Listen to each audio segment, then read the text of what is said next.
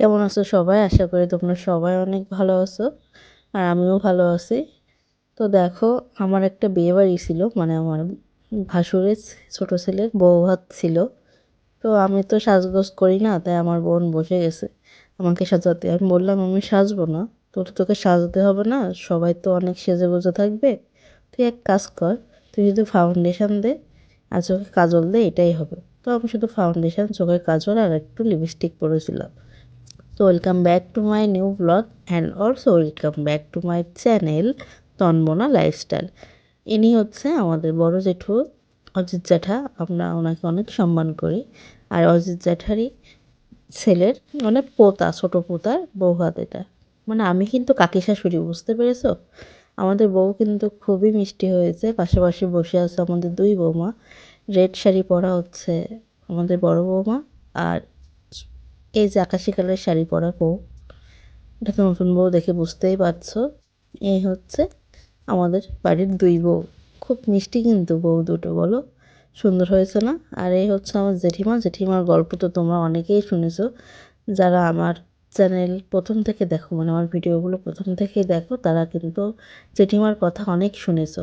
আর এই হচ্ছে জেঠিমা, না বউদের পাশে বসে বসে গল্প করছিল, নানা গল্প কিন্তু করছিল, দেখে বুঝতে পারছো হাসি মুখে গল্প করছিল জেঠিমা। আর এই হচ্ছে আমি আর আমার ছোট ননদ, আমরা দুজন গেছিলাম। দেখো, আমরা দুজনে একটু ছবি তোলার চেষ্টা করতেছিলাম, ঠিক আছে, কিন্তু সবার মাঝে না আমাদের একটু লজ্জাই লাগতেছিল, কেন জানি না। এই জন্য আমরা ছবি তুলে উঠতে পারতেছিলাম না, নানাভাবে এঁকে বেঁকে যেভাবে হোক একটু ছবি তোলার ট্রাই করতেছিলাম। অনেকক্ষণ এসে দাঁড়িয়ে আছি, আমরা বসতে ইচ্ছা করতেছিল না। আর এই হচ্ছে আমাদের টুনটুন বুড়ি আর টুনটুন বুড়ির দুই দাদা। আচ্ছা, ওয়েট ওয়েট, আমি যে বললাম যে নাতি বউ, নাতি বউ হবে না, ওটা হচ্ছে পোতা বউ হবে, কারণ শ্বশুর বাড়ির দিক থেকে তো পোতাই হয় আর কি, ঠাম্মা হলে। আর ইনি হচ্ছেন আমার বড় যা, আমাদের বংশের বড় যা, মানে বড় বউ উনি। আর এই দিদিরই ছোট ছেলের বিয়ে হচ্ছে। আর আমাদের টুনটুন বুড়িকে দেখো, সে কিন্তু আমাকে বলেছিল মামি আমি কিন্তু প্রিন্সেসের মতো সাজবো, রাজরানীর মতো সাজবো, কিন্তু আলটিমেট ও এটাই সেজেছে। তো আমি ওকে বললাম যে তুমি যে বললে তুমি প্রিন্সেসের মতো সাজবে, তো আমাকে কি উত্তর দেয় জানো? আসলে এখনকার বাচ্চারা সব সময় রেডি। আমাকে উত্তর দেয়, এখন তো শীতের সময়, শীতের সময় কি আমি প্রিন্সেস বা রাজরানীর ড্রেস পরতে পারবো? আমাকে তো শীতের ড্রেসই পরতে হবে। আর এই হচ্ছে আমি, মোটু গোলু মোলু। তো দেখো, মৌমার সাথে কথা বলতেছিলাম, মৌমাকে জিজ্ঞাসা করলাম কেমন আছো তুমি, তো আমাকে ভালো মন্দ বলে চলে গেল। ওর মা আমাদের একটু ভিডিও করতেছিল, কিন্তু কি জানি আমাদের কেমন দেখাচ্ছে একটু বলবা?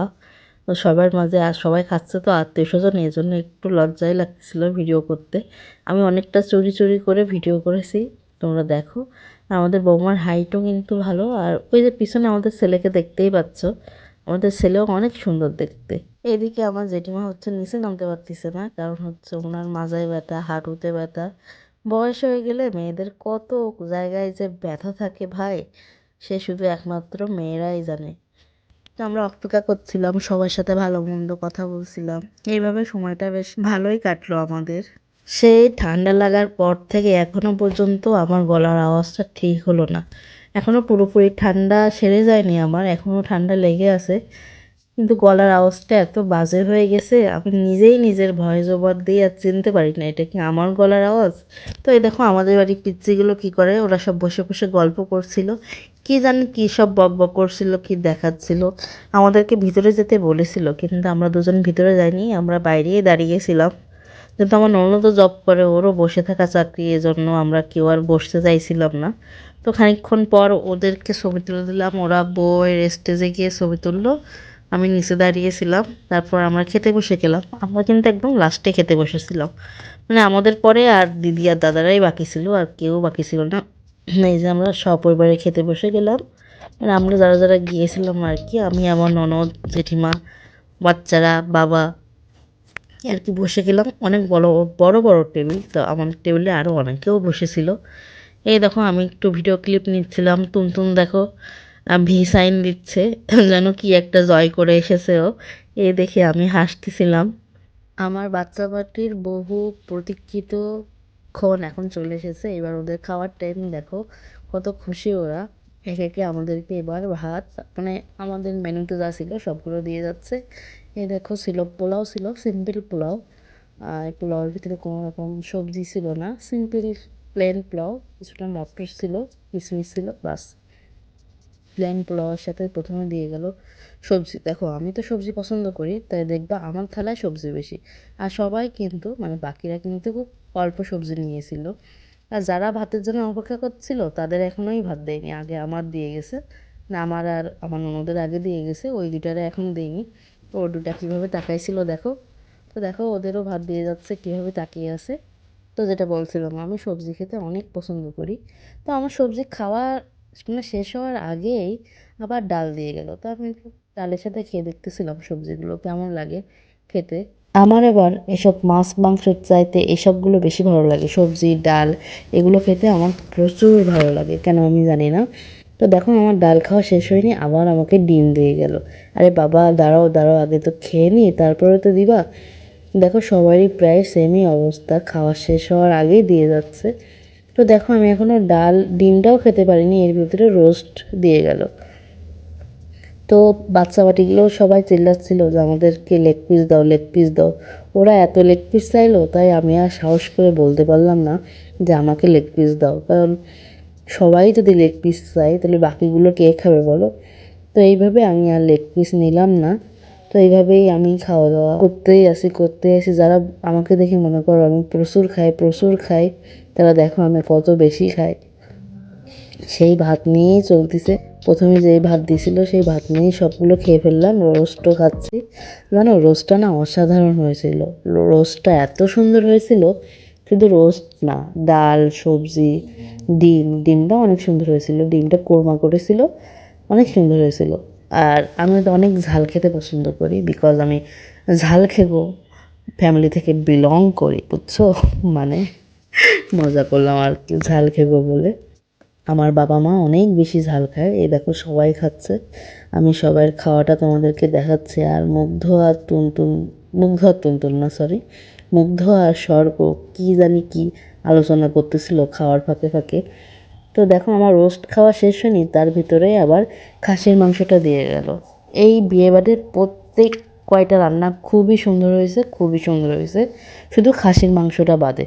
কেন জানি না খাসির মাংসটা একটুও ভালো হয়নি, কেন আমি জানি না। হয়তো গরম করা ছিল না বলে বেশি ভালো লাগেনি।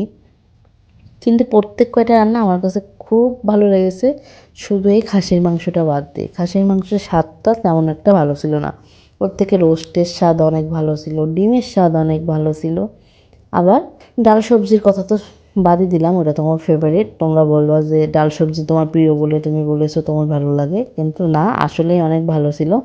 এই দেখো সবগুলো দিদার সাথে আবার কী সব বলতেছে, আলোচনা করতেছে, কি দেখাচ্ছে। ও মনে হয় কিছু একটা নেবে, এই জন্য এরকম করতেছে। তো সব শেষে লাস্টে ছিল দই। তো দেখো আমি কিন্তু আর একবারও ভাত নেইনি। কিন্তু তোমরা কি জানো, আমার না রাইসটাই অনেক পছন্দের। কেন জানি না ভাত খেতে আমার খুবই ভালো লাগে। ভালো লাগে বলে আমি এমনই ভাত খাই যে একবার ভাত নেওয়ার পর আমি আর ভাত নেইনি। আর আমাদের টুনটুন বেবি তো ওর মাকে খেতেই দিচ্ছে না, শুধু বলছে আমাকে দাও আমাকে দাও। ওহ, সবাই মনে করে আমি কি খাই এই স্বাস্থ্যটার জন্যে। এই ঈশ্বর, তোমার কাছে আমি এত বলি যে আমার স্বাস্থ্যটা একটু কমিয়ে দাও, তুমি কি আমার কথা শুনতে পাও না বলো তো? তো যাই হোক, ঈশ্বর মনে হয় আমার সাথে রাগ করেছে, এই জন্য আমার কোনো কথাই সে শোনে না। তো দেখতে পাচ্ছ আমাদের খাওয়ার পর্ব মোটামুটি শেষ, সবারই খাওয়া হয়ে গেছে কম বেশি। আমাদের পরে সন্তুরা খেতে বসেছে, সন্তু সৌরভ জিৎ ওরা সবাই খেতে বসেছে। তোমরা যারা আমার আগের ভিডিও দেখেছো তারা সবাই জানো যে ওরা কি অনেক কে হয় আমার কাছে, ওরা আমার কাছে অনেক কিছু, রক্তের সম্পর্ক থেকে অনেক অনেক অনেক কাছের ওরা। এ পাশে রিয়া খাচ্ছিল, দুই রিয়াই খাচ্ছে, মানে সন্তুর বউ আর আমাদের রিয়া দুজনেই খাচ্ছিল। তারপরে হচ্ছে আমি রিয়ার বেবিটাকে কোলে নিলাম, ওকে আমি এই প্রথম দেখলাম। ও আমাকে দেখবে কি, আমাকে না দেখে ও আমার গলার চেনটাই খেয়ে নিচ্ছিল। তো আজকের মতো এখানেই টাটা। আর অবশ্যই সাবস্ক্রাইব করতে ভুলো না।